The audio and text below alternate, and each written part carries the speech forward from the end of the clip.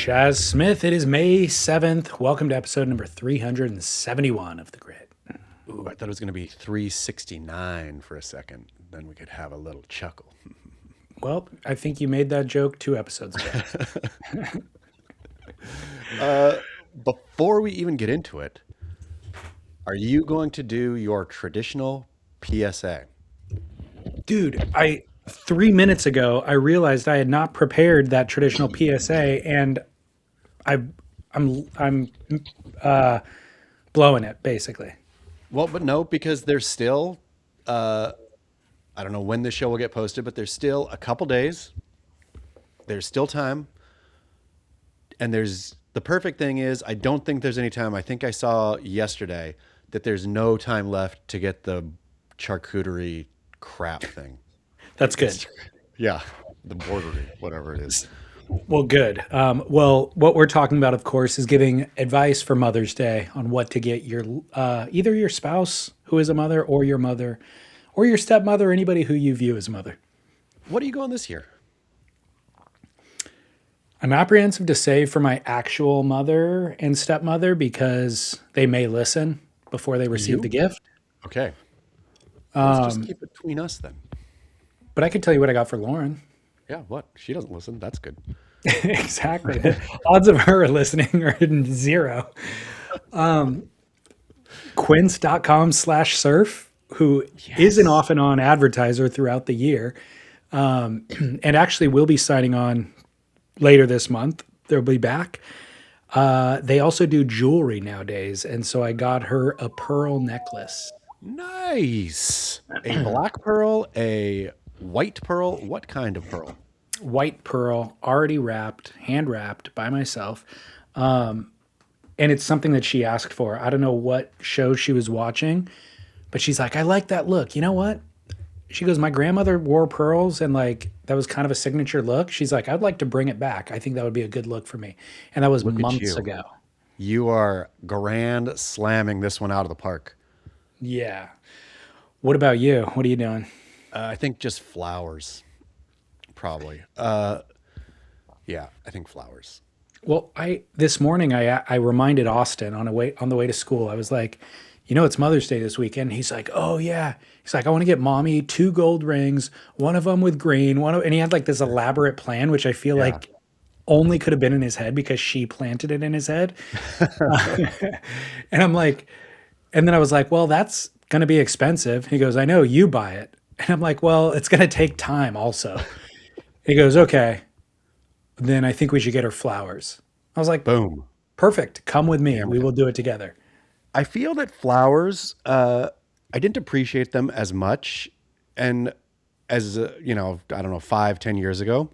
But now walking into a room with a beautiful bouquet of flowers is classy.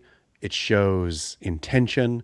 There's something like flowers used to be a throwaway gift in my mind. It's what you did when you didn't think of something real to do. Now I'm thinking, no, a good bouquet is as good as anything. Not as good, but pretty good. So I'm noticing a theme with a lot of our discussions on the show, and it's all of this stuff that our parents taught us before the age of 10. And then it turns out to be correct. And you come around later in life and you recognize, oh, it's the little things in life. Oh, it's being kind to people. Oh, flowers are nice. Like all this little stuff. But after 10, we went on a journey to try to figure things out for ourselves. And it was all self-serving and ultimately not fulfilling. Exactly. It was stuff. Stuff was going to bring you happiness. Flowers, not stuff. Like anytime I got a book or something for Christmas, I'd be like, now I get a good book for Christmas. I'm like, chef's kiss. Thoughtful. Chef's kiss. Well, I do want to offer some advice because in the 3 minutes before we pushed record, when I was scrambling in my mind thinking that we owe the service to our listeners, I thought of a good one, or I think it's a good one if you could pull it off, that I attempted to pull off this year but just was unable to, and you can do it last minute. Tell me. What about a staycation at a hotel nearby? Oh, perfect. That's a banger. That's a good one. Because we talked about this on Noble Rot the other day. If you just have time off at home, you feel obligated to get chores done. There's a certain amount of anxiety. It's a low hum of anxiety about just things that need to get done. But if you, and going on vacation, of course, requires planning and more money. But if you can pull it off, say $500, stay at a local hotel plus the meal, dinner, breakfast, whatever, you're probably in for about $500. Or, I mean, there's a sliding scale of ways that you could do it, but you could do a nice version for $500. I think that's the ultimate gift. The wife gets a night away.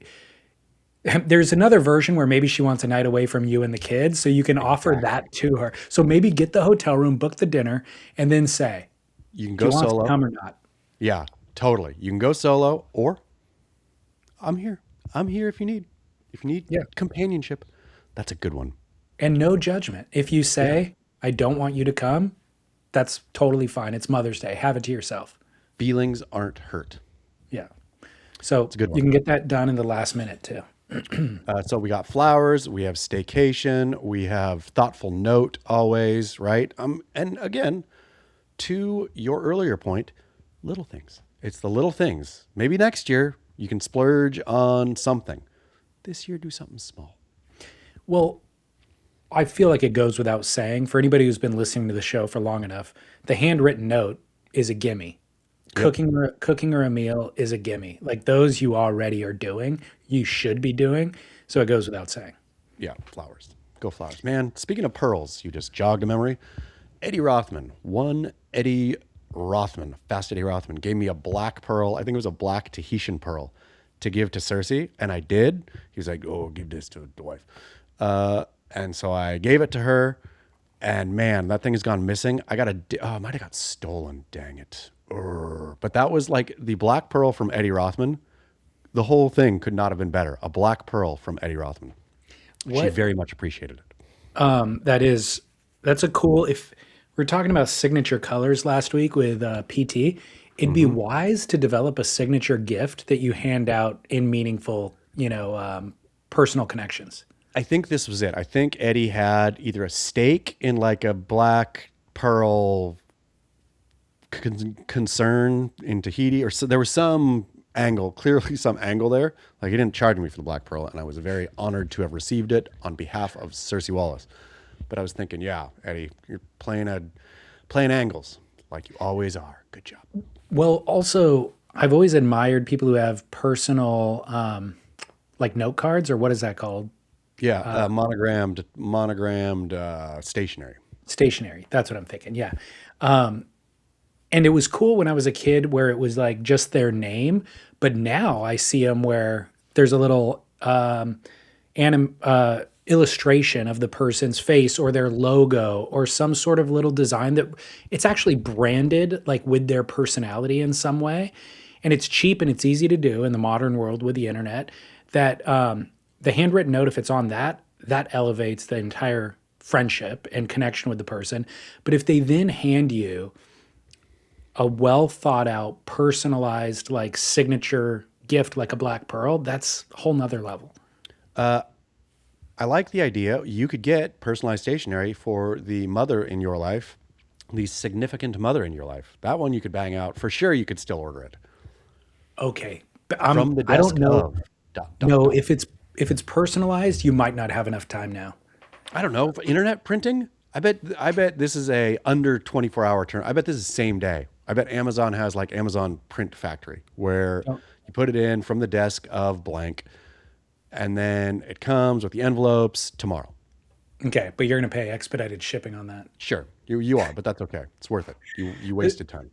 That is a great gift idea. All right, good. We brainstormed our way to an answer. I got one more. Okay. If you can get your hands on it, a bottle of Cash Patel branded whiskey. Did you see that? I did see that. Cash Patel, in all of his getting called an alcoholic and denying it and saying he overdrinks and denies it and saying he has sometimes drinks in excess and denies it, comes out a couple days ago that Cash Patel gave a lot of people in the office, I don't know when, if it was Christmas or what it was, but big old, and not like, a flask or something that says Cash Patel, big old whiskey bottles that just say Cash Patel right on them. Nothing says I like to drink, then giving out self-branded whiskey. Nothing says I like to drink that much because if you actually appreciated whiskey, then you would just buy good whiskey for everybody. Exactly. This is No, like, nope, doesn't matter what's in the bottle. The fact that it has my name on the label is what matters. and this is going down the hatch. This is going down the hatch quick, and then you're going to have your cool personalized Cash Patel bottle. Yeah. Well, you're welcome, dear listeners, for the advice. You have hours left. Hours left. So we will discuss Snapper a little bit, but in a hard pivot away from Mother's Day, fights are making a comeback in 2026, believe it or not, in the surf world. Is it because that I was trying to wonder about this? Is it that people is lawsuit fear gone away? Yeah, Because I feel I think that's what eradicated fighting to begin with, right? Is the fear of lawsuit and or the reality of lawsuit. Now people Yes. are posting them bald faced, and I guess this guy will tell the first. Are you going to tell the jujitsu story first? I'm going to do that one and the monk seal. Yeah. So the answer that I think to your question is law enforcement and lawyers both have bigger fish to fry now. I think when everything was calm in the world or relatively calm in the world,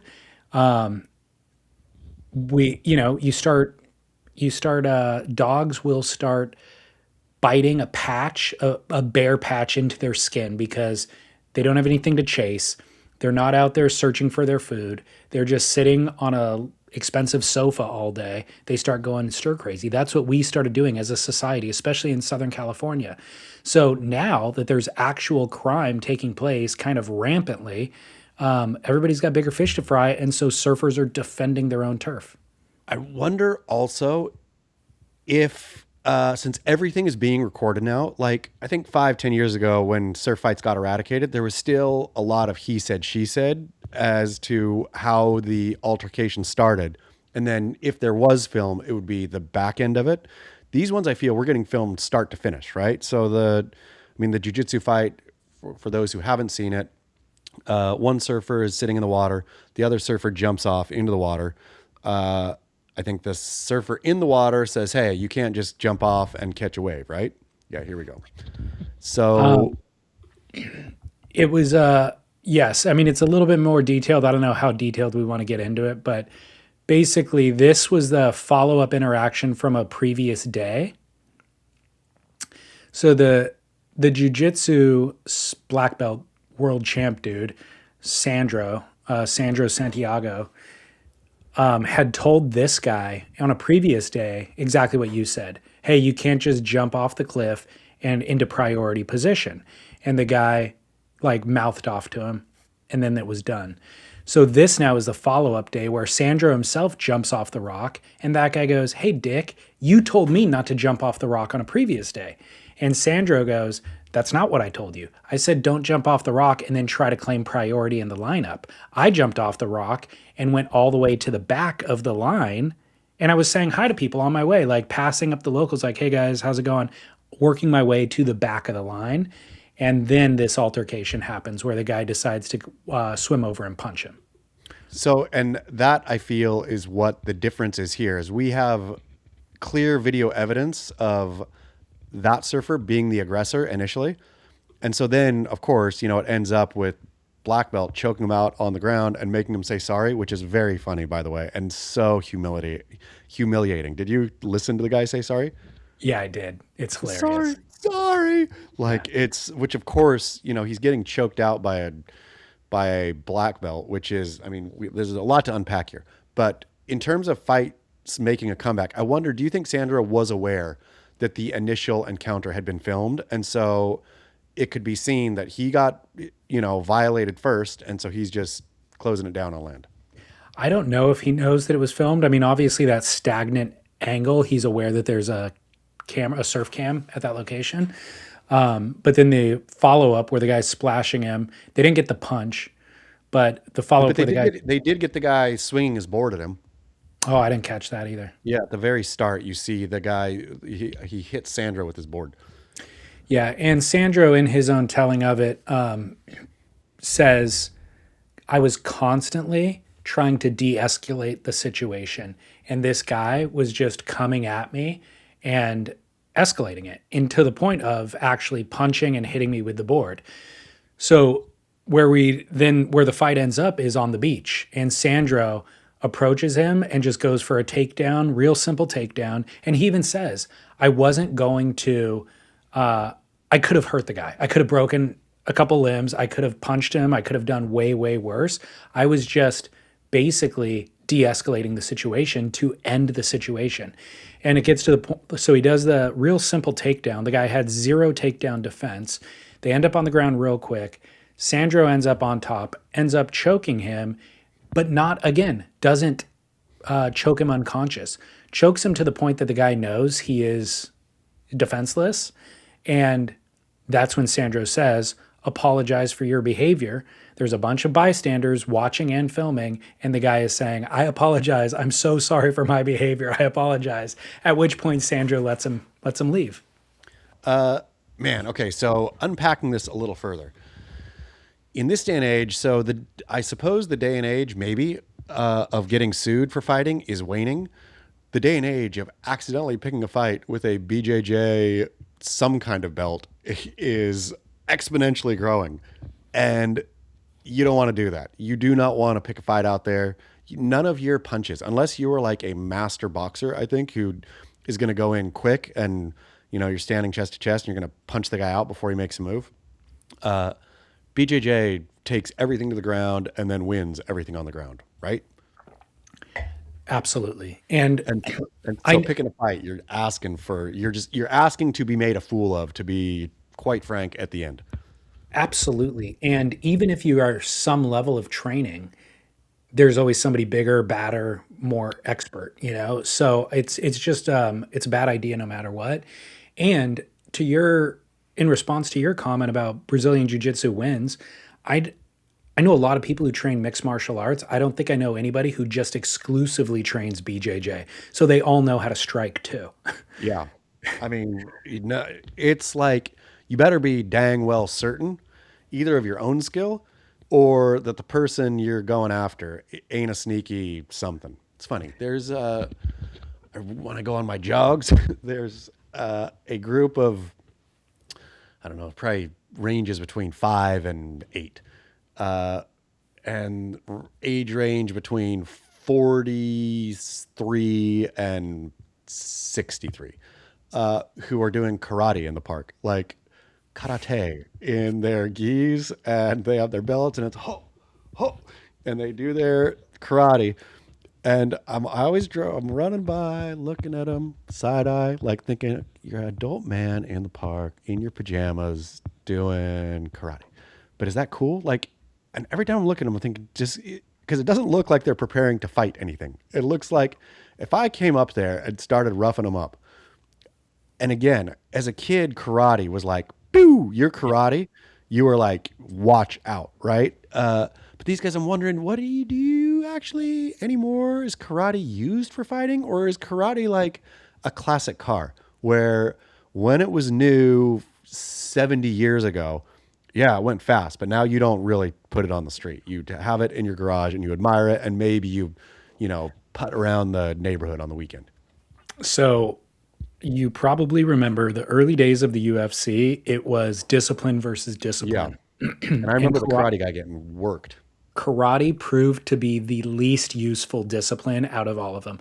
Kung Yep. fu guy would kick the crap out of karate guy. Shoot boxing, kickboxing, like it was like vale tudo, Yeah. judo, all of them would smoke the karate guy. So karate was strictly for Chuck Norris and Steven Seagal. As I ran by one day, the karate man, I think about them every time. I'm thinking, you guys have dedicated your life to this. I mean, I look at their belts. A bunch of them are black belts, right? A handful of the 5 to 8 are black belts. And they're all super serious about it. They're all really in a line doing their hoo, hoo, all of it. And I'm thinking, so you guys are dead. Like, I wonder what, maybe is there like a real mind discipline thing here? Is there some added benefit to you spending your life on karate? But then one time I felt real extra bad because I was running by, per the usual, a couple fat kids on e-bikes cruised through and started making fun of them. And then went up, and I was torn at who was worse. Like, did these, like, I really had to think about it the rest of the run. Did the older karate men practicing karate in public deserve the public ridicule from uh, chubby kids on e-bikes? Like, which tier is where here? Chubby kids on e-bikes are worse. I will I say mean, that. they are, but I was thinking, okay, so now just think, you're a karate black belt. You are what your dream was as a child if you're 60, right? You're the coolest dude on the planet. If you were back when you were 10 years old, somebody said, "Hey, young David Lee, 8 years old. Someday, son, you're going to be a black belt in karate." You'd be like, amazing. I'm going to be the coolest guy on earth. So now this guy's the coolest guy on earth of his childhood dream, getting made fun of by chonksters on e-bikes, and there's nothing he can do about it. And No. maybe there's nothing he could do about it anyway. Maybe he would try to pull his karate out, and the chonk e-bike kid probably does a little bit of BJJ too, Right. and just takes him right down. It's possible. The only thing I could rationalize in my head, the benefit of karate would be the cardio workout, but there really isn't And not much good. cardio involved. So now it's akin to Tai Chi, where you're Yeah, really just like pushing energies. but I feel the Tai Chi. So my stepfather-in-law does Tai Chi, and he's out there doing it and talking about the benefits of, like, how it's good for your joints and whatever else, right? Like, where I feel Tai Chi was meant for non-fighting. It was meant for just doing weird stuff, whatever it is to your body. Karate ostensibly is a martial art. It was meant for fighting, but is kind of morphed into non-fighting dancing. I mean, okay, would you rather, if somebody came and knocked on your door and said, "David Lee, you got to take one and be serious about it. Karate or capoeira?" Well, I think capoeira has more cardio. So So you'd rather I would dance, do that for the exercise. you'd rather dance fight. Yeah, for the exercise. Okay. I think that the You know what though? I'm thinking now we got to think of any anything that's ever been created on the planet that proved to be less effective and yet garnered more followers. yeah. Like like we talked previously about the Dewey Decimal System at the library that just got completely like rendered useless once the internet or computers came along. So many people dedicated their lives to learning it, to inventing it, to like perfecting Teaching it. it. Yeah, Librarians had probably like master's degrees in Dewey Decimal. right. And then all of a sudden disappears completely. Karate is on that level. Karate, it's like a life, but more so because it's a lifestyle for people. There's dojos created for it. And then at the moment mixed martial arts comes into the picture, karate's just like useless. Okay, here we go though. This is even a deeper cut and more problematic for karate. The Dewey Decimal System was effective until computers rendered it ineffective. What if karate was a scam from the get? What if there was some basically pyramid scheme Japanese dude, I don't know how old karate is. Let's say it's 1,000 years old. Pyramid scheme Japanese dude 1,000 years ago who thought, you know what? I'm going to multi-level market fake fighting, and we'll build dojos. We'll never actually fight. So, but we're going to tell people, be scared.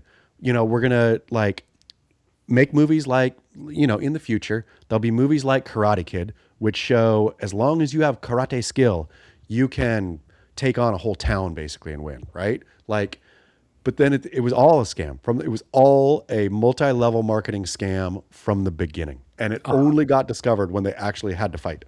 100%. I think we've nailed it. I just looked it up real quick. It started in China in the 1300s, and then they brought it to Okinawa, and then it kind of gained popularity in Japan.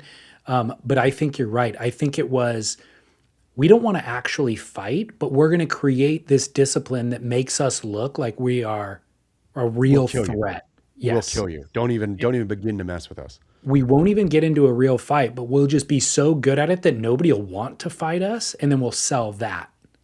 I wonder if if karate is a Chinese false flag operation. If the Chinese are over there looking at Japan thinking, these guys are going to be a menace at some point, or they are a menace already. We're going to go plant fake fighting over there. We're going to go plant a whole fake fighting scheme. So when it's time, we can just mow them over. They'll like put their gis on, tie their black belts, say, hiya, and we'll just mow them right over.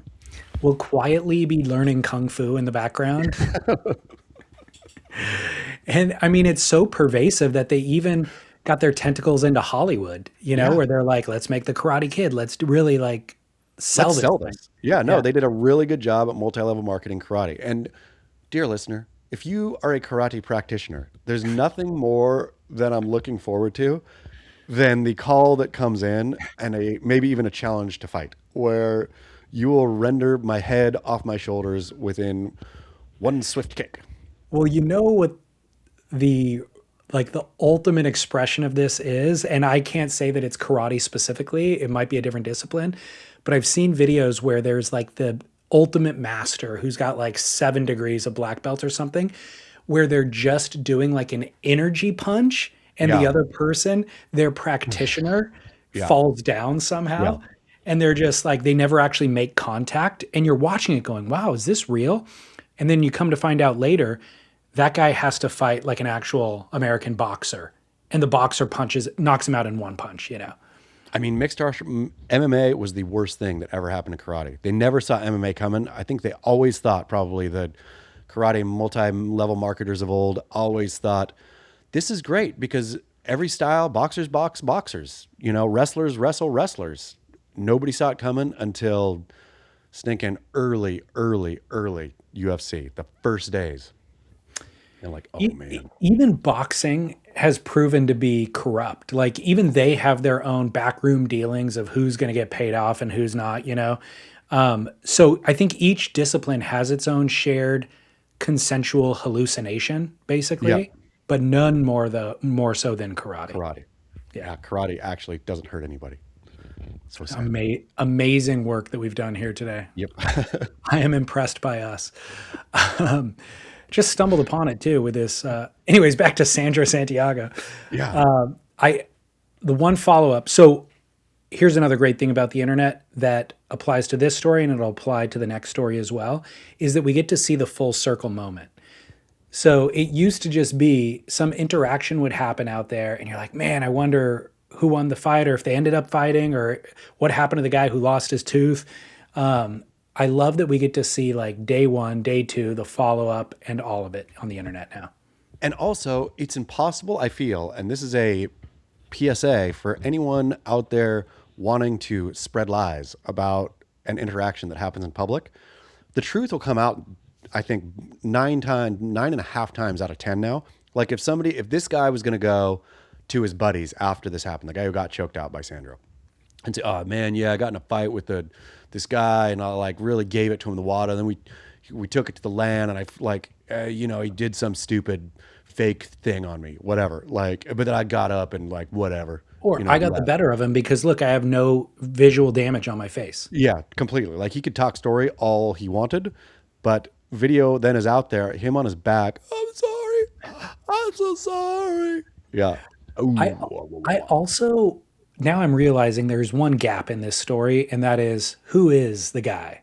I want to know that guy's name and story. I'm sure it's in the comments. Have you gone deep in the comments yet? I guarantee he is tagged within the first 5. Okay. Well, in other fight news, did you have something else you wanted to add? I was just going to say again about Sandro. Don't know him, never heard of him before.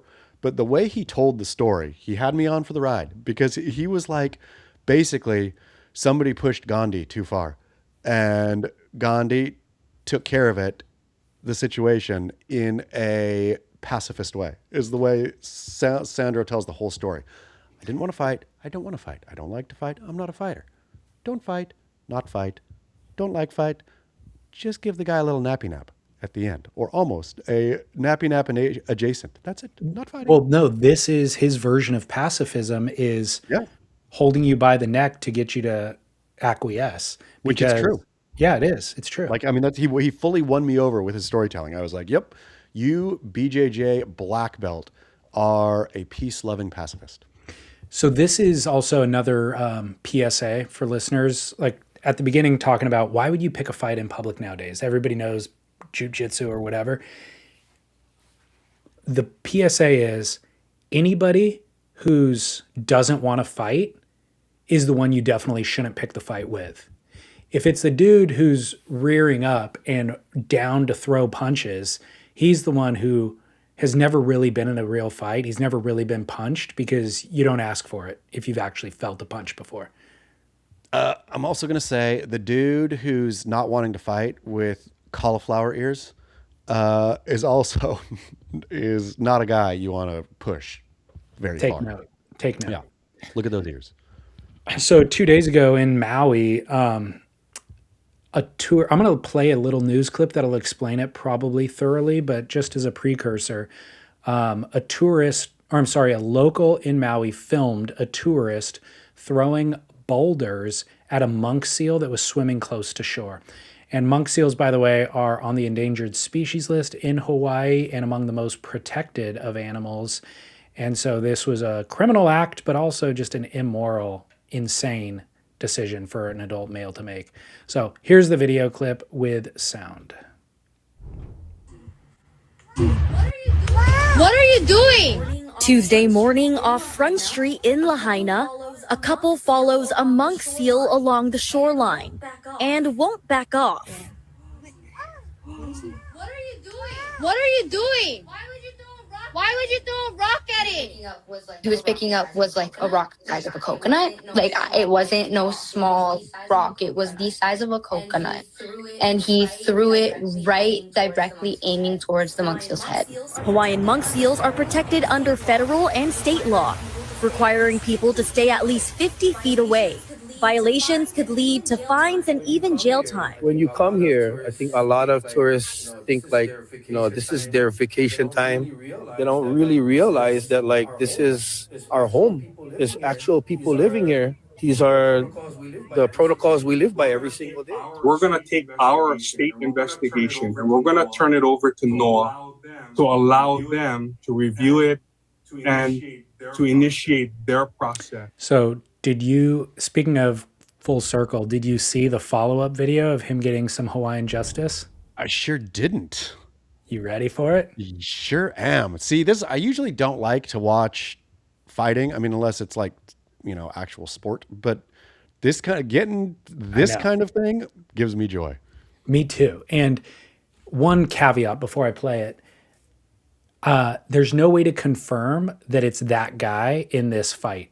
It looks like him, but the way the internet works nowadays, this account could have just pulled an old fight video and said that it was him. So let's show the follow-up video. Okay, I just was doing a little research. I didn't see anything definitive about what happened to him, but I want to see the follow-up. Okay, follow-up footage. Whether it's real or not sure, and it's quick, it's short. So that's him walking back to his hotel. Looks like the same guy. It sure does, but also is that...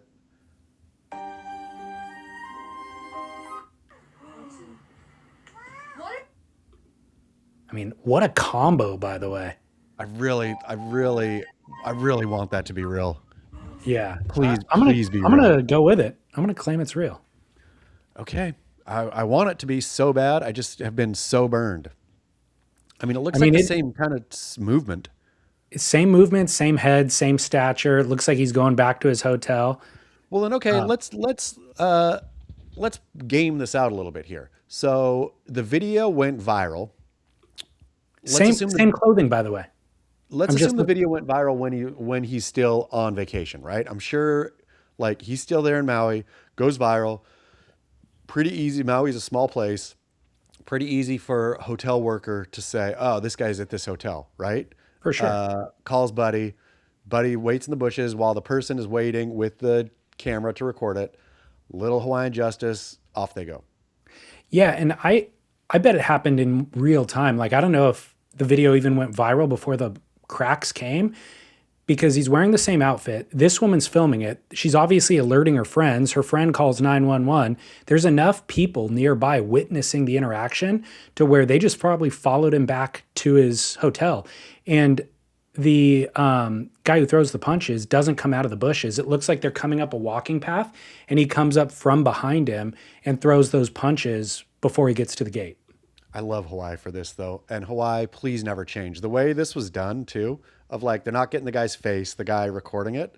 Yeah. Like so it's a nice Hawaiian strike. And what a strong combination of punches. Like No that kidding. guy knows how to throw a punch, and he threw it from behind, but still landed on the guy's chin, even though it was coming from the side. I mean, solid bang. Wow. I'm gonna pretend it's real too. Or just assume it's real. But I want to get to the bottom of it. We need to something to believe in. That's the other thing with these two stories is in a day where we do not see justice taking place. Epstein victim running free. I mean, Exactly. Epstein perpetrator. Exactly. In this day and age, we just want to see a little bit of justice, and if it's vigilante justice, so be it. We need it. Even better. Even better. The courts, I don't trust them anymore. Give me a clear crime, and then I feel that punishment fit the crime too, right? Like it could have even been a little more. Like if he would have got his head stomped on a curb for throwing a rock at a seal, then that's a little much. But getting socked in your face really hard for throwing a rock at a seal, I feel that's a punishment fits crime. I want a double whammy here. I want actual legal prosecution and the KO. Yeah. So, and I bet that guy who was throwing those punches wasn't stopping. He was only stopping because he didn't have a clear shot in that moment. I guarantee you he threw more punches after that recording. And from the research I did, it looks like Noah does. The funny thing is Noah's the one I know. It's prosecuting weird. this crime, but Noah does have the guy's name and the evidence is crystal clear on video and his likeness is crystal clear on video. And I looked up the fine is up to $100,000. So if this guy gets KO'd by the local, then gets $100,000 fine, perfect. That's justice to me. So wait, so you think punishment fits crime is $100,000 here? I'll let Noah dictate the dollar amount, but I would be okay with that. I'd say if he tagged the seal with the boulder, then slap him with 100. I'm gonna say he missed, slap him with 60 grand. I don't think it Imagine matters getting a whether, bill for $60,000 out of nowhere. dude, I don't think it matters whether he hit or missed because his intention was clear as day and it was Yeah. to hit. That's true. His intention was to hit. The other little bit that I would factor in if I was Noah is the woman filming said, I don't know if it was in this story that I just played or the a different one that I watched, but she said, "Hey, I called the cops." And he goes, "I don't care. I'll pay the fine. I'm rich." Oh, okay. 100 grand. Boom. 100 grand then. Give him the full Monty. Full Monty. And the other thing that we haven't even discussed yet is what type of a human being are you as an adult male to see a seal swimming near shore and think, I'm going to pick up a boulder and throw it at its head? Like, where are you in your life to where you think that's a good idea? I mean, it's a problem. I'm going to say this. It's the rot of America right now, right? It's why Epstein perpetrators are walking free. It's "Ooh, I don't care, or whatever. Or it just feels like morally this country has rotted, and I'm not blaming political party. I'm not blaming anything other than maybe it's just pure selfishness. Maybe that's what, at the end of the day, the capitalism experiment, like run berserk, right? Where we're going to give basically billionaires the keys to life and everybody, whatever this is, it feels just like moral rot.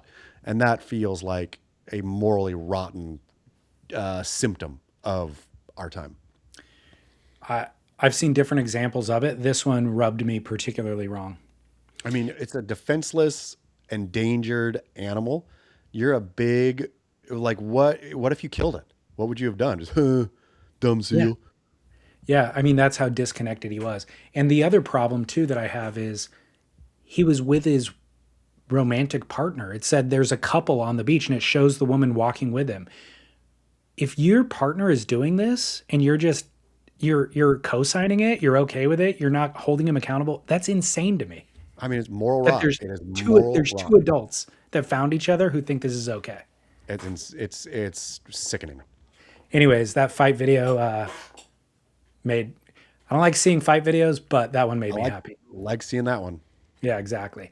All right, well, moving on. Professional surfing is back with a vengeance, thanks to our Snapper Rock event. Pow! Wow. Okay, I had questions about Snapper Rock that I asked in a story I wrote about Snapper Rock, but then wanted to talk to you about it.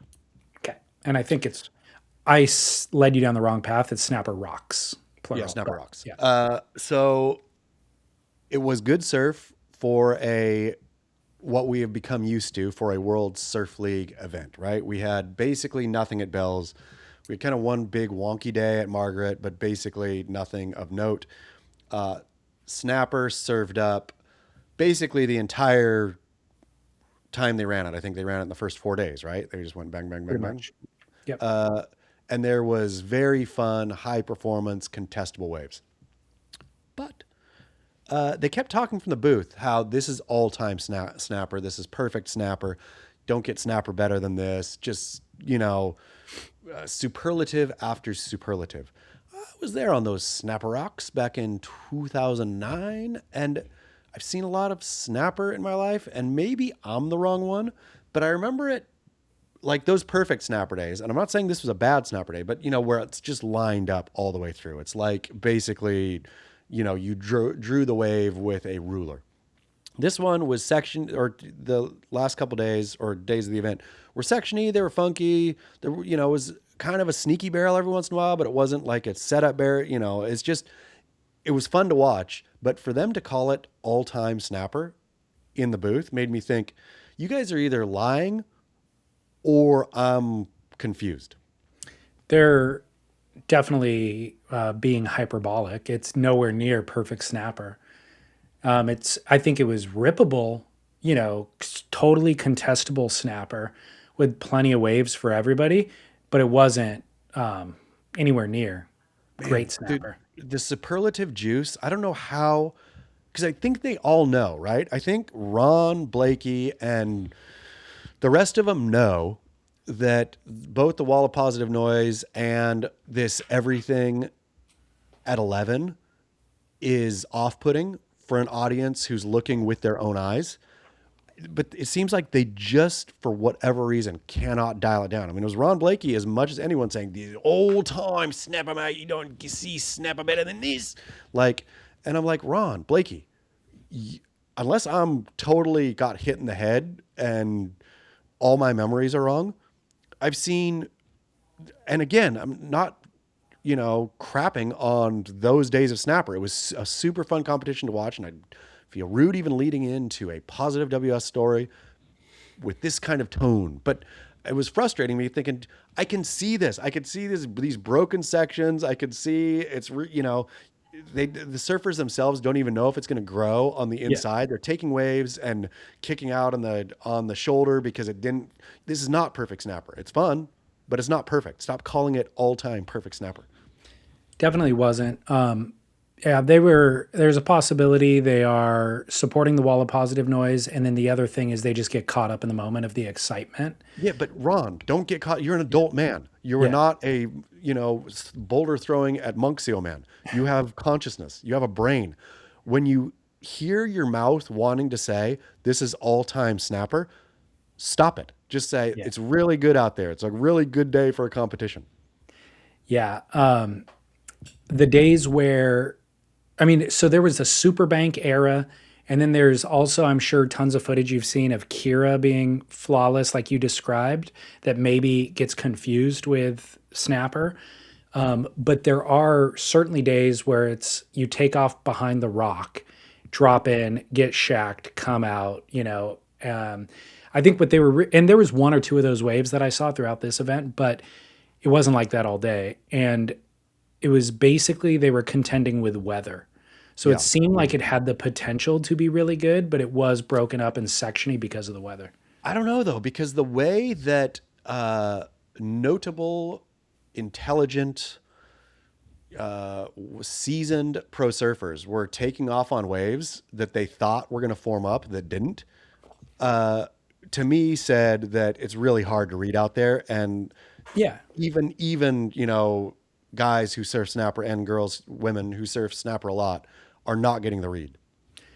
definitely. And Mick Fanning did a like heritage whatever heat with Joel Parkinson, and when he got out, he said it's very difficult out there.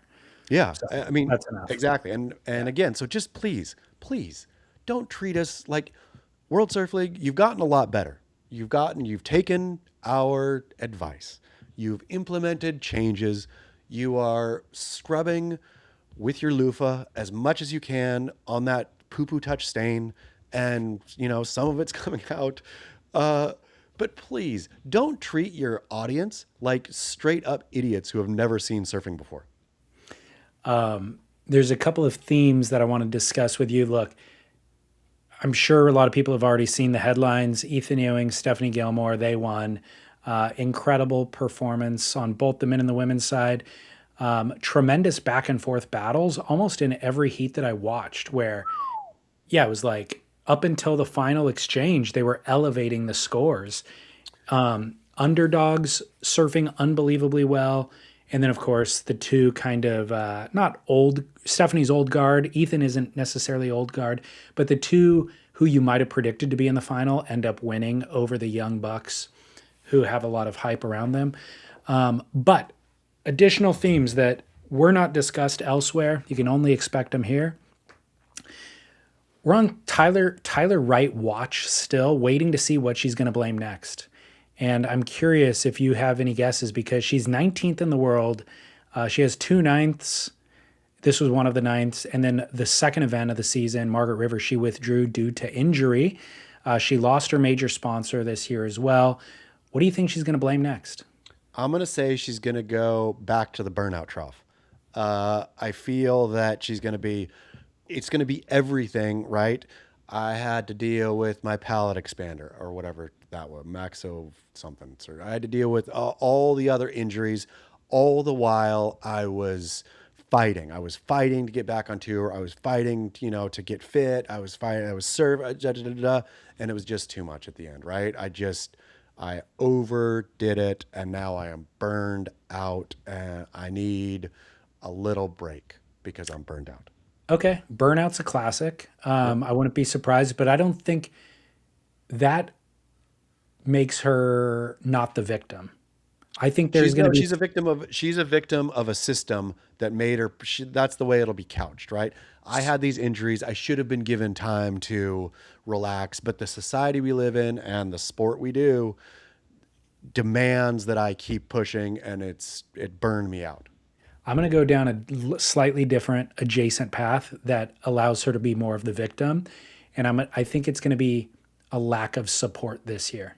Okay. And this is partially related to her losing her main sponsor, but I think it's also going to be like, because she withdrew due to an injury from event number 2.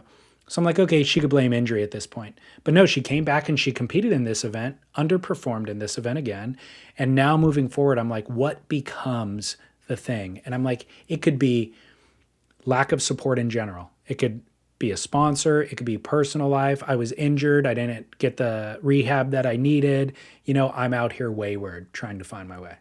It's so like, I wonder how Ron Blakey can feel the words "it's all time" coming up into his mouth and not be able to say, nope, we're going to leave that one. I don't need to say it. I can say it's good. I don't need to say all time.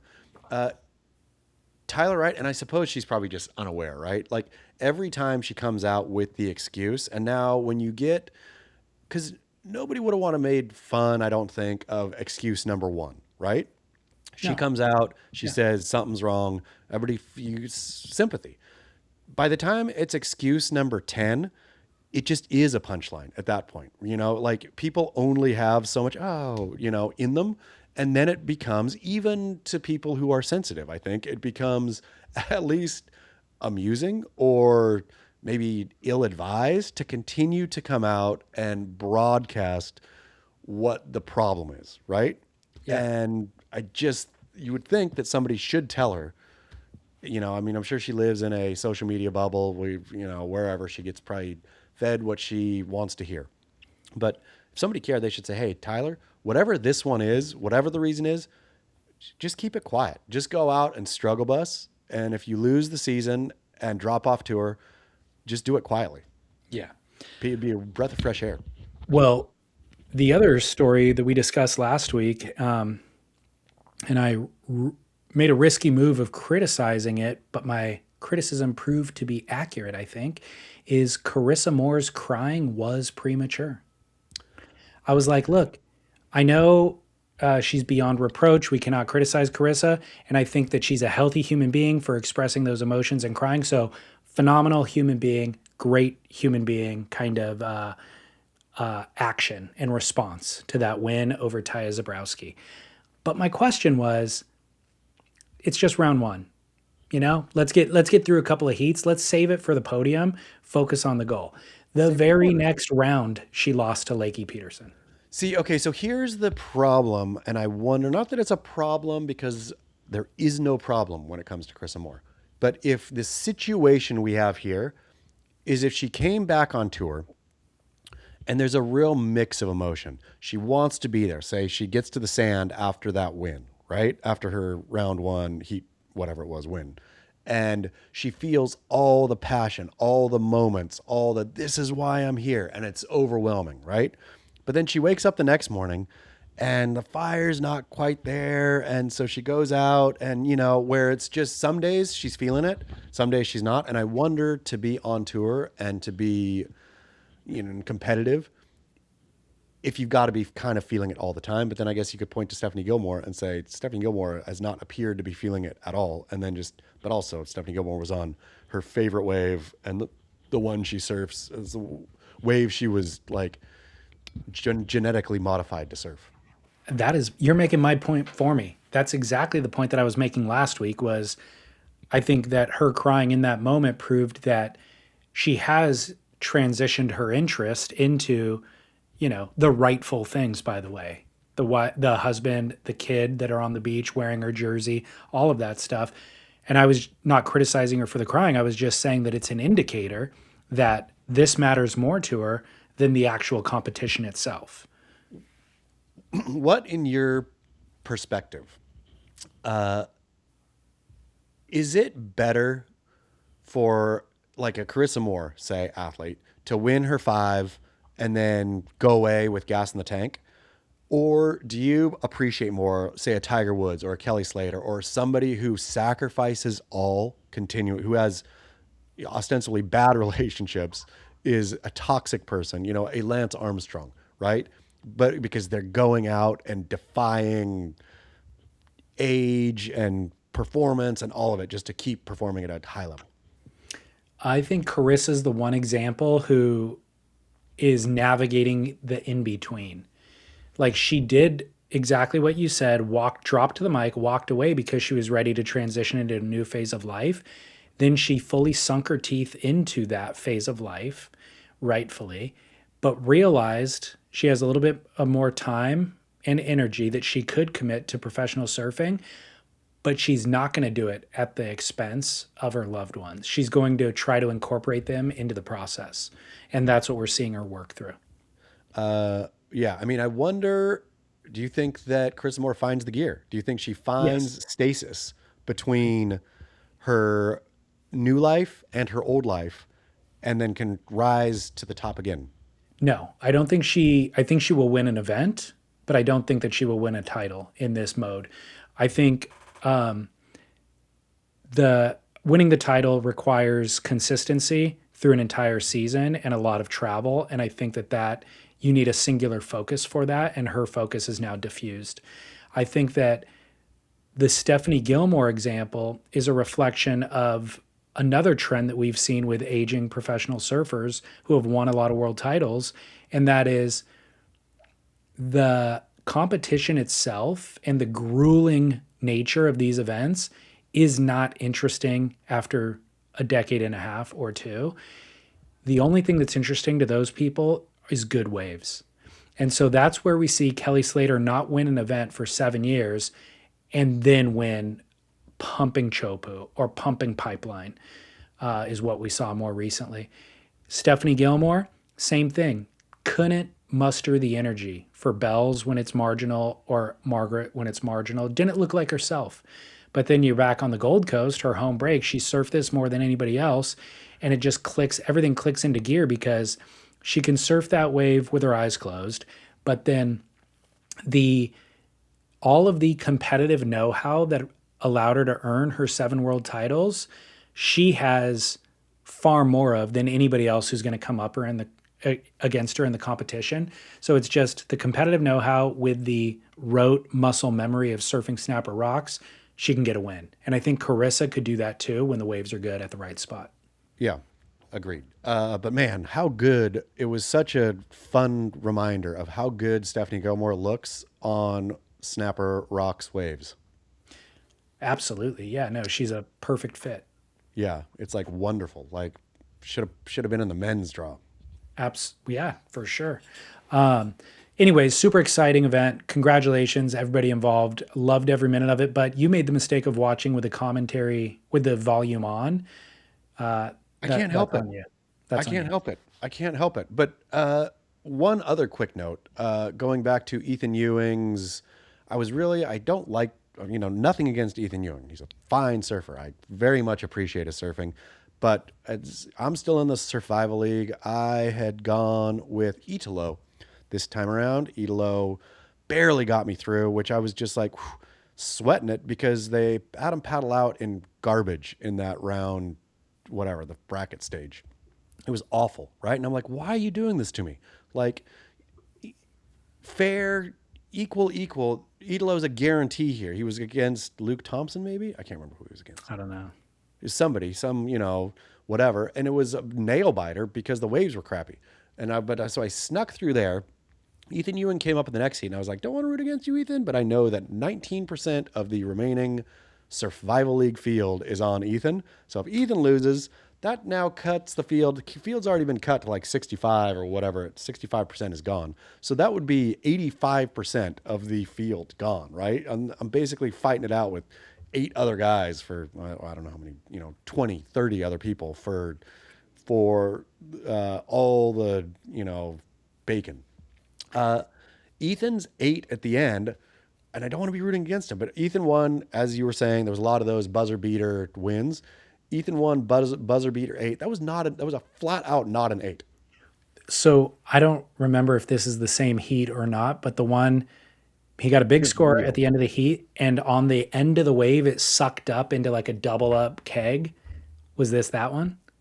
It was against Rio Wida, and I don't think so because the wave wasn't. It was okay. Like I think Rito had pocket 7s, and I think Ewing needed like a mid 7, and it seemed whatever. If they would have given him the score as a mid 7, I would have been still frustrated. It just didn't seem like the score. It did not seem like the score. It seemed like it could have been the best score of the day, and then I was just thinking, man, this betting on surfing is the worst because you're betting basically on whatever stinking commissioner, Renato, is just randomly going to do. We're going to start, even though it's garbage, we're starting. And you're betting on judges who, I don't want to pile on the judges, but they have shown time and time and time and time again, not that they're bad, but there is literally no way to objectively judge professional surfing. There's just no way in the moment. I think you could surf that full heat and pick a winner after that full heat, right? You cannot do it score to score. No, you're right. It's impossible. Impossible. What else was I going to say? Something about the event as a whole. Oh, do you know who Luana Silva is? I mean, I didn't before. Is she Doug Silva's daughter? No. Oh, great question. I was just going to say no, but I have no idea. Maybe it could be. Is she part of the Silva clan? There's tons of Silva clans. In surfing? No, in the world. Like, I know, but is she part of the surfing Silvas? Well, who are the surfing Silvas? Doug. Exactly. He's the whole No, I don't think he has anything to do. I don't think she has anything to do with Doug Silva. I think that's just the super common name. But here's my point. we are focused on so many other of the female up and comers. You know, I did not pin her as being in first position coming into this season, nor would I even be able to tell you what she looked like or what she surfed like coming into this season. Now she's been in 2 finals in a row. She got 2 second places the last 2 events, and she's sitting in first. And she rips. Yeah. And I mean, so is this a problem of embarrassment of riches on the women's side of the draw, right? Like, Yes. we've been all of a sudden, like, the guard changed basically entirely overnight. I mean, you still have Carissa Moore, you still have Stephanie Gilmore, but Tyler Wright is ostensibly gone. Lakey Peterson, these ones are like still there, but the new crop, like, and I know the Caitlin Simmers and I know the, Molly Picklums and all that, but there's just like new and better getting thrown in. Now you have somebody newer and better. So you know who's suffering the worst from this is Caroline Marks. Because Yeah. she's in the no lost man's generation. land. She She's is the in no lost man's generation. It was like, because Lakey Peterson just won an event, Carissa Moore, Stephanie Gilmore just won an event. Carissa Moore is still a contender. And then we started focusing on Aaron Brooks, Molly Picklum, Caitlin Simmers, but there was that one year where she was able to pull it together and win the title, but I think that she's not really in the conversation anymore. I think you're exactly right, because I think that on any given day, on particular waves, the old school style of surfing on the women's draw looks better, right? Where Stephanie Gilmore just proved that at Snapper, that clean, beautiful lines look better there than herky-jerky, more progressive lines, right? Certainly, yeah, at Snapper. Yeah, at Snapper. But then on any other given day, at say a Rio or something like that, where it's punchy beach break, right? Then the new school look is going, they can do airs and stuff, right? The Caroline Marks. And so the old guard still can win old guard waves. New guard can win new guard waves. Caroline Marks, there's no place, no country for Caroline Marks. I think that Caroline Marks' style is similar to the old school style. It's a power-based approach and not a lot of airs. But the problem that you see after you win a world title is you have to reinvent yourself. So it's like we already know what to expect from Caroline Marks. Unless she comes out and does something entirely different, then we're just going to see the same old Caroline Marks, and it's not that impressive. Where is Caroline Marks in the world currently? Do you have it pulled up? Yes, in fact, I do. She is number 11. Okay, so not bad. Not good. Definitely not good. I mean, former world champ outside of the top 10. Yeah, that's true. That's true. Sorry, Caroline Marks. Former world champ and still like young in her game, so I think but like you said, it is a bit of an embarrassment of riches where Luana Silva's 21 years old. We have no excuse for not knowing her name or what she looks and surfs like. So we did her dirty and we owe her an apology.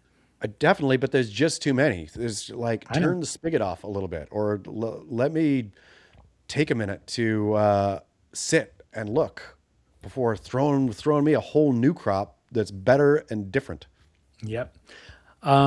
Moving on. Actually, let's move only slightly on. We got a follow-up from our last week's discussion about rabid Brazilian surf fans complaining even though they're winning everything.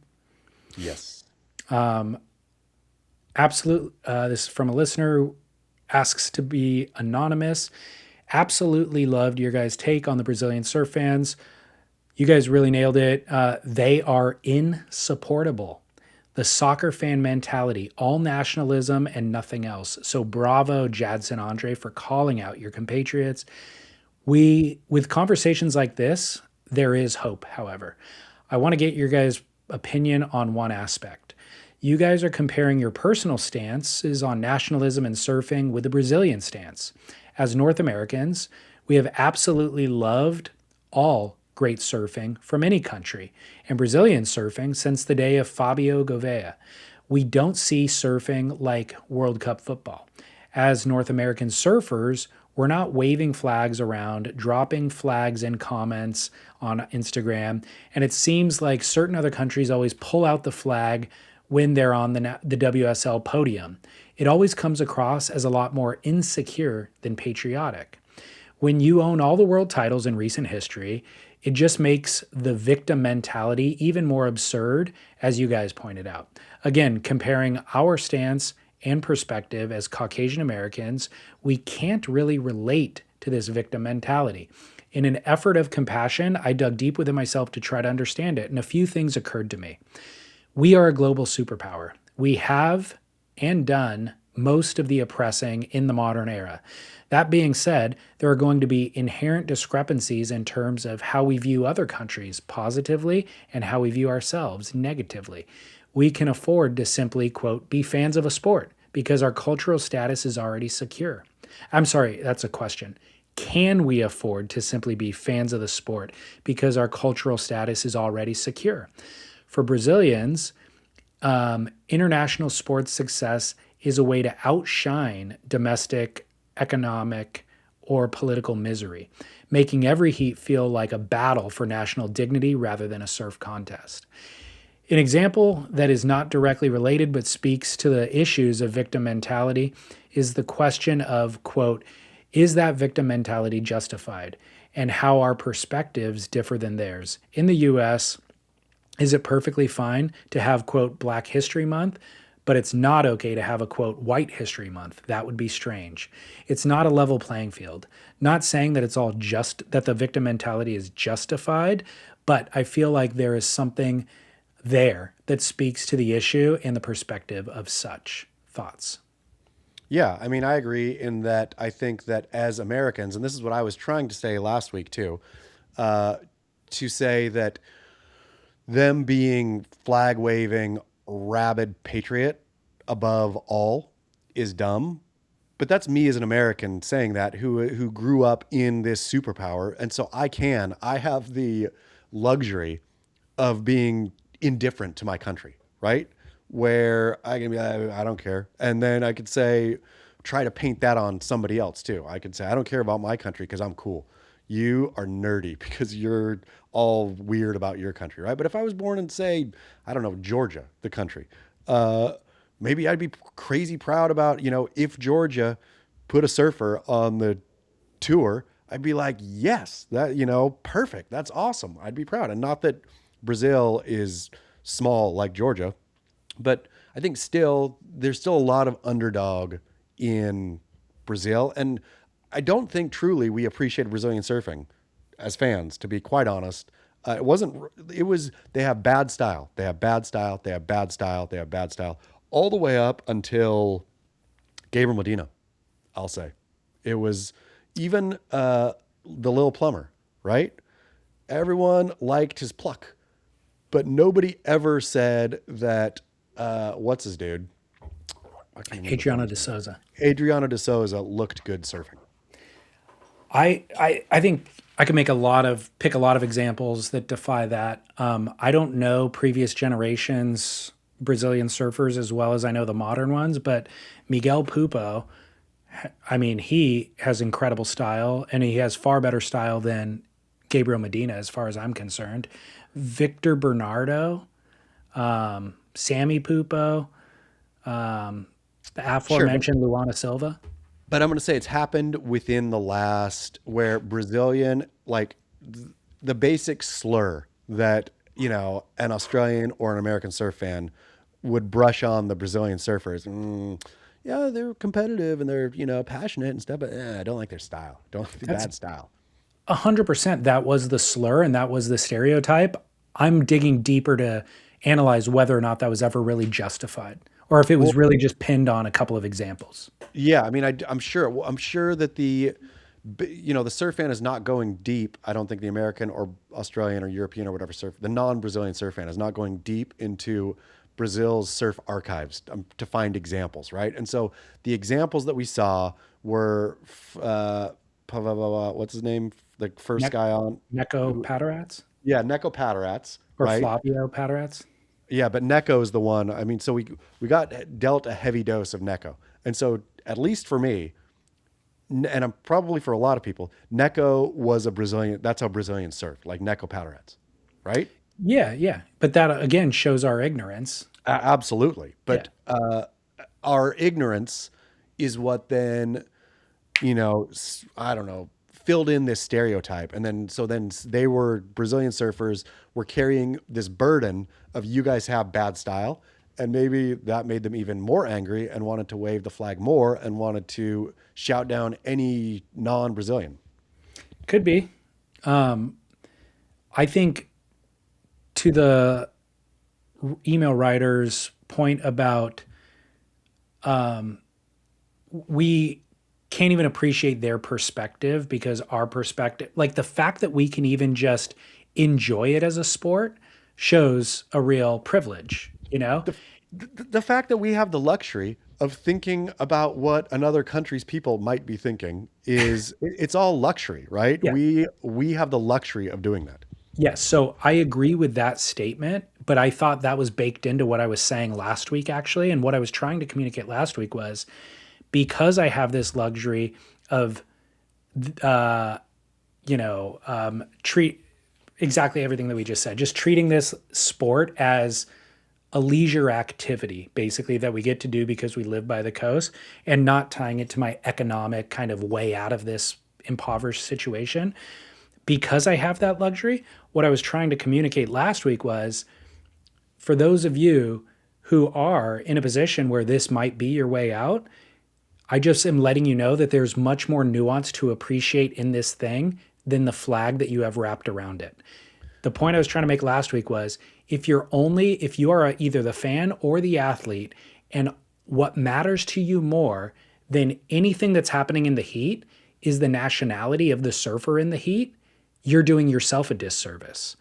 And not just from an appreciation standpoint, but if you want to understand the sport, get better at the sport, maybe even be a commentator about the sport, whatever, then it would be incumbent upon you to see all of the other things other than that flag. So I recognize that I have the luxury of being able to see all of the nuance. I'm trying to tap you on the middle of the forehead to open the third eye and be like, hey, look at the myriad of other things that this sport has to offer, and that'll give you a better way to view it. I like it, except it's Maslow's hierarchy of needs, right? Where I we're get it. sitting at the top of the pyramid saying, hey, down there in the middle sections, right? Come up here. Where they're like, no, it's our whole, our Brazil is what matters. That's the place we're at. Totally understand it, but I'm not unaware of our privileged position to enjoy surfing at the level that we enjoy it and not so deeply tie our nation's identity to it. Our privileged position of not having to be patriotic, right? Like if totally. you or I are patriotic or not, it doesn't change diddly with America, right? I mean, especially, I think, who knows, if this is late stage capitalism, if America's just ready to crash and burn anyway, and then so should have been more patriotic, and or our great grandchildren are going to be patriotic because America will be coming up out of the ashes, and or I just feel divorced in this country from any of the power structure. Like, again, not based on political party, both the Democrats and the Republicans and the money. And it just seems corrupt and stupid. And I'm like, not over America, but I have the luxury also of being like, well, I'm not into it. I'm not that into it right now. I think another thing that might be happening here is when you are either a smaller country in numbers or a smaller country economically, it's beneficial to band together and to operate in unison. But when you grow to a point of a superpower, you recognize that you're not a monolith. The people who live in different California versus New York versus Florida don't all share the same ideals. And in fact, being painted with the exact same brush is actually kind of detrimental to your own self-interests. So that's another disparity that I think is happening. I mean, it's probably the classic rise and fall of civilization here, right? Like you band together and that makes you rise, and then you get to the top and everybody goes their separate ways because now you're at the top and Rome burns. Yeah. When you are the one committing the war crimes, might be time to have some humility. Yep. Okay. Well, I don't know if we solved that or not, but it will continue to come up in the surf culture and world, no doubt, for a long time to come. Two quick things before we go to commercial. I got a listener call, and the listener line, just for the record, I don't state this often enough, it limits your message to 3 minutes. The reason I never stated it was I didn't envision anybody trying to leave 10-minute messages, but people do. I wonder, can you tell from tone of voice how many of the longer messages are a couple drinks in? Yeah. Oh, yeah, totally. Also, the time of day that the call comes in. Yeah. So somebody called and the call went 3 minutes, but I couldn't even get to the 3 minute mark because it was cutting in and out. Like their service was so spotty. And I was like trying to follow along, but I like got every third word, fourth word. Thankfully, it cut them off. They called back to finish their call with a short 30-second thing with a clean connection. So I'm going to play the clean connection end of the second call because it's a kind of a good teaser, and I want them to call back and give us the first portion of the call. Great. The end of the call is like, man, this sounds like this is a really good story. I wish that I heard the first call. So like listener, this if this was you, here's the teaser.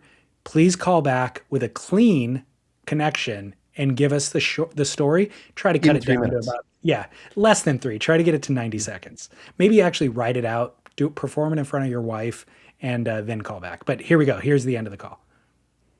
So anyway, David and Chaz, the moral of the story is immediately after that, and to this day, I made sure I got a first aid kit in my truck. I have packed with Band-Aids. I got gauze. I got ointments. I got it all. I am ready to go. From then on, I was prepared from that event, and I guess that was a Curren in the wild. Teamwork, boys. Wow. That is a banging teaser right there. That is like a perfect teaser. Yeah. Ending with like even tease the teaser. Like I was already into, okay, whatever injury happened, I want to hear about this. But I guess that's occurring in the wild. And then I'm like, what happened? I need to know. Caller, please call in. Call back, please. We need the full first portion of that story. Wow, that's solid.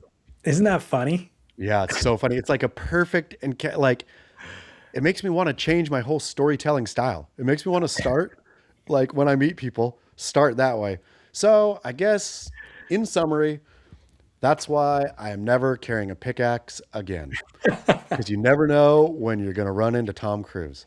I love you. I love you too, honey bunny. Now, any of you effing move, I will execute every last one of you. Oh man. Start at the end, go back to the beginning. Yep. Okay, one quick one. I got a doppelganger submission that I never would have saw coming, but man, oh man, it's not wrong. Here we have Abraham Lincoln on the left and Joel Tudor on the right. Okay, so I think though here, I wonder if this is a situation of being heavily weathered. Well, Could you throw any sandpaper face up next to these guys and all have them look the same? Yes, partially. So this, to your point, Joel Tudor did not look like Abraham Lincoln 10 years ago. Joel Tudor is morphing into Abraham Lincoln later in life. But I think there is something to be said. It's also the facial hair. Joel Tudor is now rocking a bit of a jawline neck beard. I'm seeing some similarities now that you mention it in kind of the cheek mouth line kind of thing going on. Sunken eyes, similar nose. Yeah. Okay. Now that I'm really staring at it, Joel Tudor should be happy about this one, even though best part about Abraham Lincoln, from what I've read, I mean, not the best part, but a good part, is his self-deprecation. He was always very aware that he was an ugly man and would lean into being an ugly man. Not saying that Joel Tudor is an ugly man, but maybe he is. Well, there's something here. I'm gonna consider it more deeply and look at other photos, but I like it. I like the idea, certainly. Yeah. Ooh, I kind of want to see Joel's ears. If Joel had big old ears, let's see, Joel, if you're listening, put a top hat on, send us a photo. We need like an actual attempt. Clean up the facial hair just a bit. Top hat, photo. Thank you, Joel. Also, of all of our doppelgangers, other than Jeffrey Epstein and Jack Johnson, this might be the most differentiation in their personalities. Like their personalities could not be more different. Nope. Abraham Lincoln was a great statesman, though one could argue that Abraham Lincoln also got us into the Civil War. And our friend Joel Tudor is always trying to, feels like, foment civil wars between various factions in surfing. And I could actually see Joel Tudor trying to end slavery as well, now that I think about it. No, I could see Joel Tudor both starting like the great civil war between longboarders and shortboarders. Yeah. And then also ending it with peace in our time. All right. Well, maybe they are more similar than I thought. My bad. Yeah. Good job, Joel. Did you see one of my favorite jokes in the last few months? I've told you I'm on Letterbox like I watch, you log all your movies basically, and you could read other people's ratings and reviews of movies. One of the reviews of the movie Melania, the documentary about Melania, was watching Melania was the worst experience I've ever had in a theater, and it was signed by Abraham Lincoln. Oh yeah, that's really good. That's good. Good jokes. Good jokes. Pretty good jokes and or bad jokes. Have you started watching Funny AF on Netflix? No, I don't even know what that is. Funny AF is Kevin Hart's new find the next, it's like a stand-up comedian competition, right? But Okay. it's not with like nobodies. I think it's with local kind of talent who are like playing the local clubs in LA, Atlanta, Chicago, and New York, I want to say, are the four, and then they bring them together and, just standard reality competition and so it's like Chelsea Handler, Nikki Glazer, Keegan, whatever, Key and Peele, whatever, that dude. They have like top level kind of comics on, but man, watching comics talk about the craft, it's like, stop it. You guys are way too inside baseball here. Nobody should know this. This is way too much how the sausage is made. I don't want to see you guys workshopping a joke for years and years and years. I don't want to know anything about. I know that it's, when it looks effortless, when it looks like I am funny and I step up and I'm funny on stage and then I go away. That's what I want it to be. I don't want it to be, you're pretty obnoxious all the time and you're always workshopping stuff. And then, yeah, it's funny when you're on stage, but it's like, it's like weird theater. I don't like it. Don't like it, Dave Lee Scales. I did not know the title of that, but I had seen it advertised with Kevin Hart as the main image, and I would not watch it because Kevin Hart was in it. Yeah, I mean, it's just, and there's, a lot of the stand-ups are funny and whatnot. We've talked about stand-up before on this show and how difficult it is and all of this stuff, but just made me realize like how much people should go back to being demure. You don't need to show everything, right? Like I want to see Ethan Ewing surf. I don't want to see Ethan Ewing out there doing surf skate. Even if he, if say Ethan Ewing does surf skate to get good turns. If I have to see footage of him and his coach in the parking lot surf skating, I don't want to see it. I don't want to know I don't want to know how that turn got made. That's why John lives the lifestyle he does. He's like, I'll give you a piece occasionally, but got to keep this to myself. Hush. Agreed. All right. Well, done with that. Let's go to commercial break and we'll come back to close out the show with 3 Barrel or Nas. All right, Chaz, welcome back. Here we are. We got a great email from a listener from one of my favorite. This guy doesn't want his name shared, but I got to tell you, he sends some of the best emails. So he's the one that sent the really poetic and hilarious email about bird watching when he slowly morphed into a bird watcher without knowing it. Brilliant. So he says, DLS and Chaz, following up on last week's conversation you two were having about PT and having a signature color. For myself, I think it's Barrel to have a bit of a color palette. I started leaning into gray, black, white, and sometimes light tan a while back. Maybe it was my hair getting gray. I think it suits me, but it wasn't really a conscious choice. It was definitely but it was definitely happening. I found that when I bought something, it was increasingly in that same palette. Then, one day, my wife was looking at a picture of me holding my cat in the yard. And she said, "Dude, you were totally dressed like your cat. Ha ha ha." She wasn't wrong. He's a gray, black tabby tuxedo with a white chest and paws and light tan highlights. Mr. Biscuits is a very handsome cat. In the picture, I'm wearing a gray jacket with a white inner lining that with the sleeves rolled looks like white gloves. White shoes, white shirt, light tan pants, the whole shebang. I looked like my cat. This wasn't a one-off. I dress like this all the time. Gray, black, white, and sometimes light tan. It's become my palette. It's been my look since I got my cat. Come to think of it.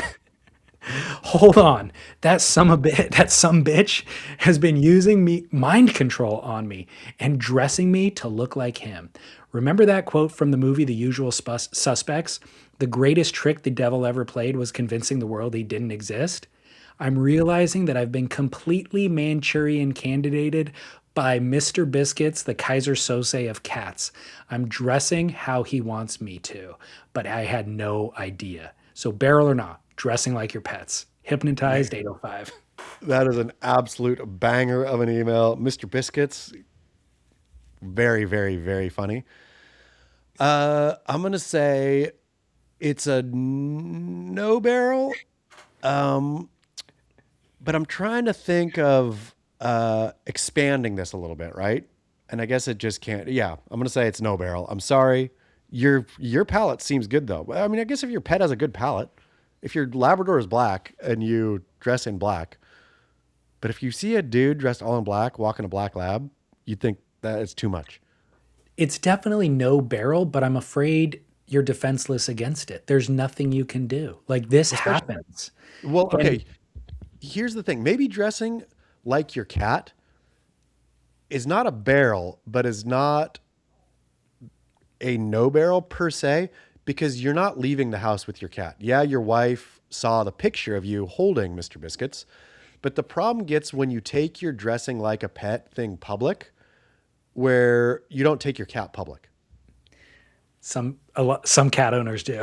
I mean, with the backpack, with the weirdest among them do. Exactly. So it's good news for Hypnotized 805 that his cat has that color palette, because if it was one of those like brindle tiger stripy ones, that'd be weird.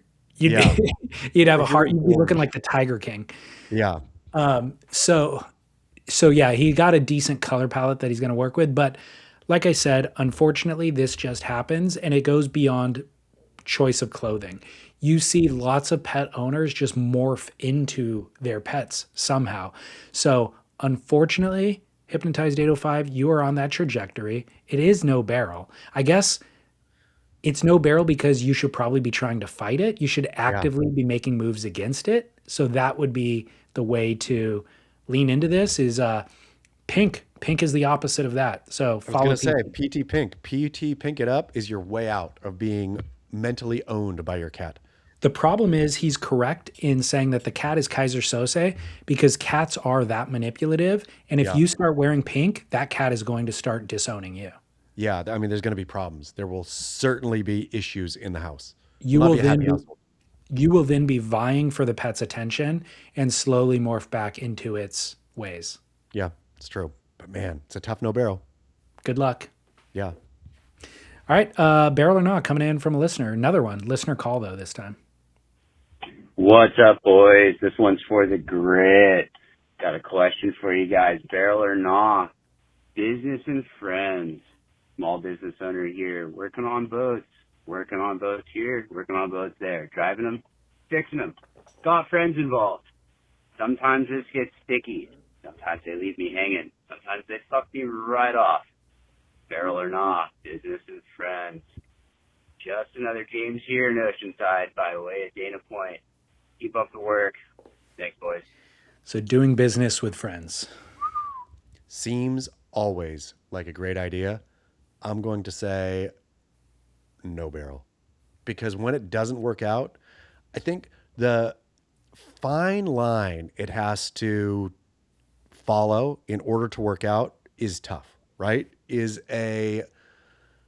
a fine line right there. And so you have power dynamic issues. You have, who's the boss? Is this an employee? Or if you're both bosses, who's more, it's just minefield that is almost certainly going to blow up your friendship. Almost certainly. Yeah, I think it's no barrel. I think there's far more horror stories than there are success stories. Or maybe not horror, but there's one person feeling shortchanged in the exchange is the common way that this ends up playing out.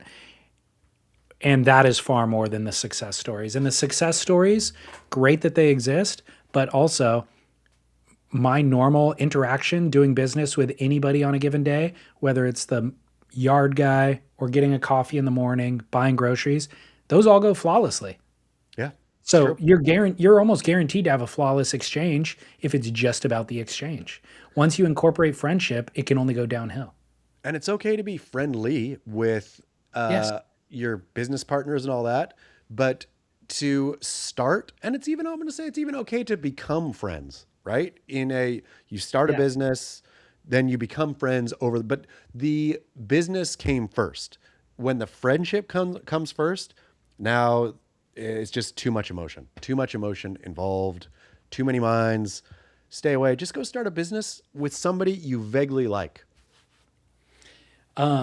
See, I don't think he's talking even about like going into business with friends. He's just talking about he works on boats and his friend needs the boat repaired and does his friend bring the business to him to repair his boat or take it elsewhere?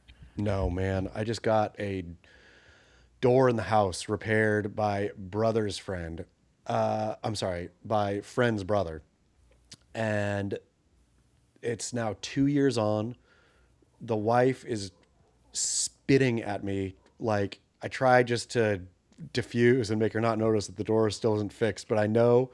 And this is because if this was not friend's brother, I would have been all over him by now, right? I would have been like, hey man, this is absolutely unprofessional.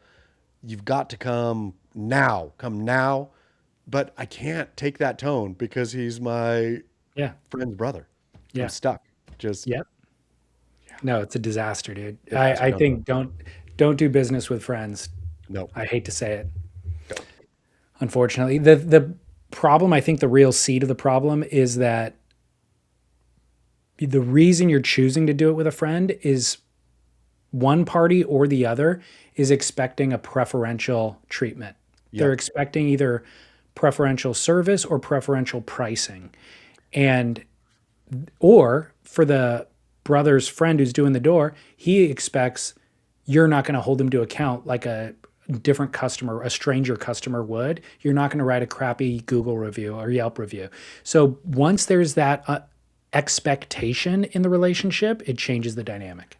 Okay, I missed the part about the working on boat. This changes my whole feeling. I mean, I'm still no barrel, but I'm even a bigger no barrel on this one here because not only does one side have that expectations, both sides have that expectation. Yeah. Now you're screwed. Now you're going better service for lower money. That's so the lower money person wants better service. Better service guy's friend is like, I'm putting my heart and soul into this. That's tough. And so that is always the underneath, unless one of the friends is rich. That's always the underneath subtext is one wants better service, one wants more money. Yep. No go. Don't do business with friends. Yep. Okay, final barrel or not. Also coming in from the listener line, also about Joel Tudor. Hey, this is Mike in Santa Cruz. This is for the grit. Not from Santa Cruz, in Santa Cruz. Anyways, I got a combo barrel or nah and pros in the wild. I passed by Joel Tudor this weekend at a local longboard event, and my wife and I were just walking down the sidewalk and saw him come up to this much older gentleman who wasn't like hanging out with all the crowd of hip young folks and stuff, but he walked up to the guy, gave him a hug and was obviously really respectful and kind of talking. I didn't sit there and listen to their conversation, but just obviously giving respect to a much older person that was just kind of off on his own. I thought it was a cool way to demonstrate to our, like, a younger generation how to treat our elders. And maybe I should know who the older guy was, but I didn't. But I'm not in like the pro or anti-Joel camp. Just thought it was a good role model and cool. Anyways, to top it off, I was really stoked because he was wearing socks and flip-flops. Joel Tudor was. So that's my barrel or no. Socks and sandals. Well, not sandals, but, you know, specifically flip-flops or flippers or zoris or thongs or whatever you're going to call them. I think it's a total barrel, at least when it's chilly and dry. Let me know your thoughts. How dare he? I'm shocked that he'd even present this. I mean, I'm shocked that in what way is it a barrel? Like, you're getting your socks dirty. Like, if it's too cold outside if it necessitates socks, there's this thing called a shoe. Like, the person, the adult male in particular, who's so allergic to shoes that they never wear them. They're like, you're a 4-year-old at that point. Shoes are an adult thing. I get that you prefer flip-flops and wear them all you want, but if your footsies are cold, put shoes on. Put socks and shoes on. I don't get the flip-flop with socks because your sock is just getting filthy. Totally agree. I don't understand. And by the way, the flip-flop Yeah. pulling your sock in between your two toes is not comfortable. It's No. like having a wedgie. You constantly want to pull it out. It's crazy. I do not, I mean, so I'm assuming this guy is our caller, dear caller, is throwing a barrel because it shows a clear disregard for fashion etiquette, which then is cool, right? Like, I don't care. I know I'm doing something uncool. That makes me cool. Maybe. I mean, I'm assuming that's and feel free to call back in and define why you think it's a barrel, dear caller, but I'm assuming that's what it is. It is a thumbing the nose at the establishment. But again, if you're going to thumb the nose at the establishment, there has to be some kind of practicality, or at least, like, that's just silly on every level because it's uncomfortable. Your sock's getting filthy, and like, what is it achieving? And you look dumb. Yeah, I don't get it either. I think there's a sequence when it's cold enough, as the degrees drop, there's a sequence of layering on things, you know? And yeah, socks and shoes would be at the beginning. Gets a little bit colder, then you put a jacket on. Gets even colder, you put a beanie on. But you see these weird combinations like shorts with beanie, you know? And it's like, wait, you were supposed to put pants on before the beanie came, you know? Like, I'm not sure why. It just looks wrong. It doesn't make any sense at all. This is perhaps the most egregious offense among them. Yeah. Boo. Boo. So, all right, well, that one was easy. By the way, I had an epiphany right now. Tudor, Joel Tudor, loves schooling us. He's just constantly tutoring us. There's only one, I know it's one letter difference. Yeah, but still, when you say it. I don't know that he even embraced the name Tudor and just decided I'm going to tutor everybody.